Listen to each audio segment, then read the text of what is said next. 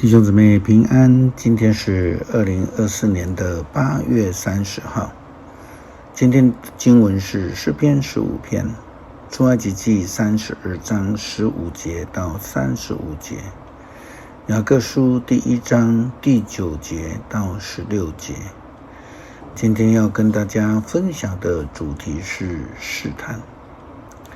许多基督徒喜欢说上帝不试探人，但上帝给人试炼或是试验人。但是我们如果从原文或是英文的翻译来了解，其实都是同一个字 test。 其实我们都在接受考验。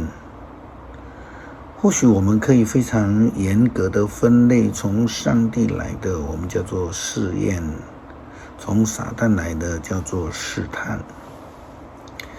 但是基本上在信仰态度上是相同的，我们都必须要能够胜过这些考验，甚至我们说的诱惑。以色列人在西乃山下，因为脱不了跟埃及偶像敬拜的这个文化，又因为等了很久等不到摩西，他久久不下山因而就入了试探。出埃及记32章15节到35节经文这样说道：摩西转身下山，拿着2块两面都写着诫命的石板。上帝亲自做了这2块石板，并把诫命刻在上面。约书亚听见了人民呼喊的声音，对摩西说：我听见营中有征战的声音。摩西说：这既不像打仗的欢呼，也不像打败仗的呼叫，而是歌唱的声音。摩西走进营地的时候，看见了牛象和跳舞的人群，禁不住大怒，就在山脚下把带来的2块石板摔在地上，摔碎了。他把人民铸造的牛拿过来，融化了，磨成粉末，撒在水上，然后叫以色列人喝。他对亚伦说：这些人对你做了什么？你竟使他们犯这样的重罪。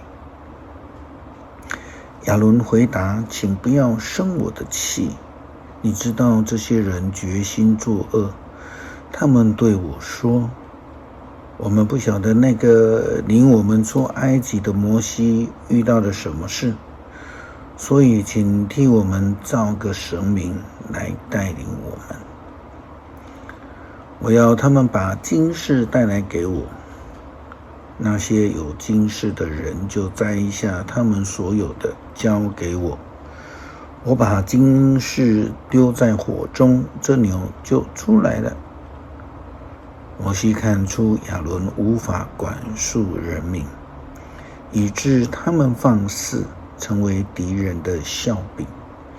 他就站在营门前大声说：凡属上主的人都到我这里来。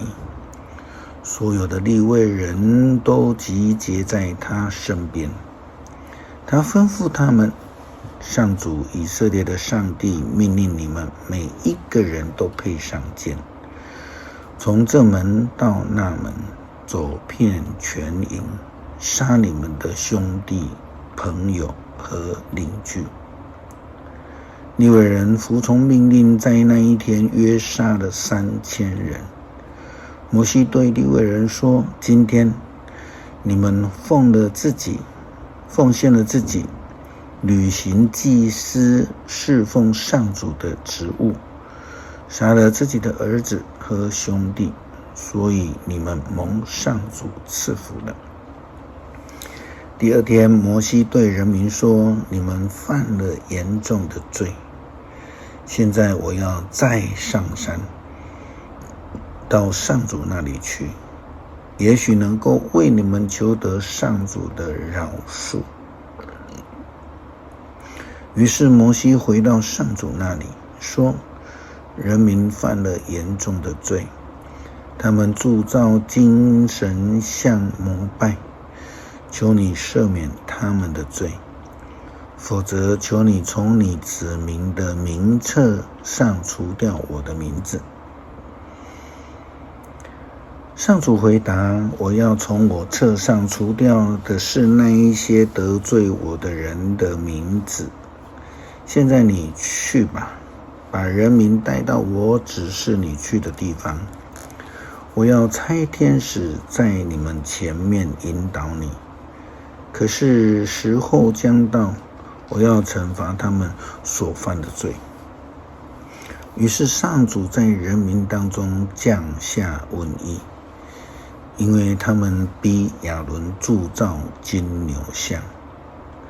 无论生活如何，我们都在面对试炼以及试探。基督徒应当要靠主得胜。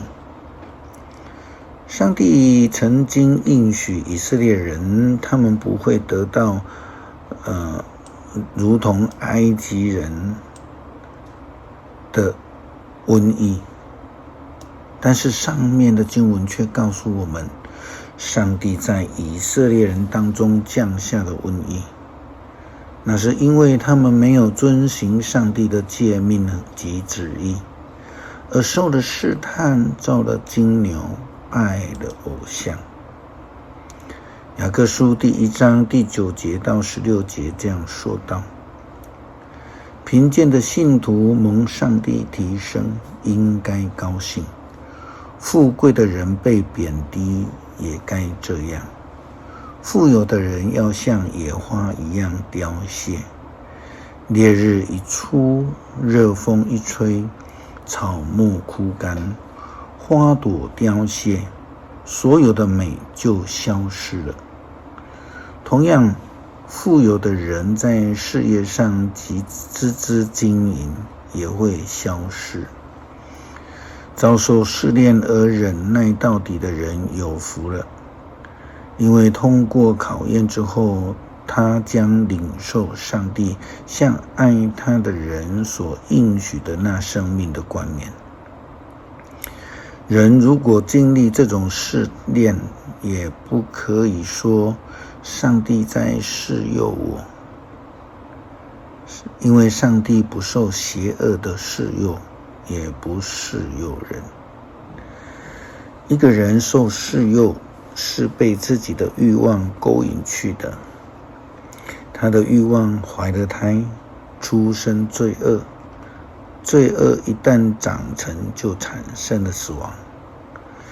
我亲爱的弟兄姐妹们，不要被愚弄了。上帝不试探人，是从这个经文而来的。但是重点是我们必须要有正确的生命态度，才能胜过所面对的试探。诗篇15篇：上主啊，谁可以进入你的圣殿？谁可以居住在你的圣山锡安？就是行为正直，凡事顺从上帝的人。他说话真诚，不毁谤人。他不做对不起朋友的事，不造谣重伤邻居。他轻视犯罪作恶的人，尊重敬畏上主的人。他不喜因履行诺言吃亏。他借钱给人，不索取利息，也不受贿赂来陷害无辜。做这种事的人永不失败。恳求主帮助我们面对试验和试探的时候，有主你的能力同在，愿意靠主得胜，来胜过这一切的试验与试探。感谢祷告，奉主耶稣基督圣名求，阿们。